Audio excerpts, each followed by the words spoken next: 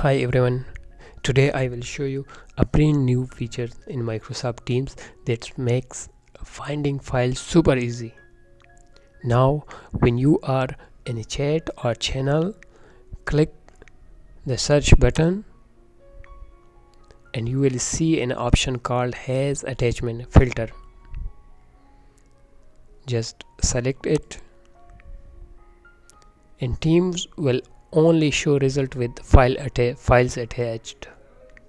No more scrolling endlessly through messages. A quick way to filter your chat and channels to find files faster in Microsoft Teams. Try it out today. Thanks for watching. Please subscribe for more videos.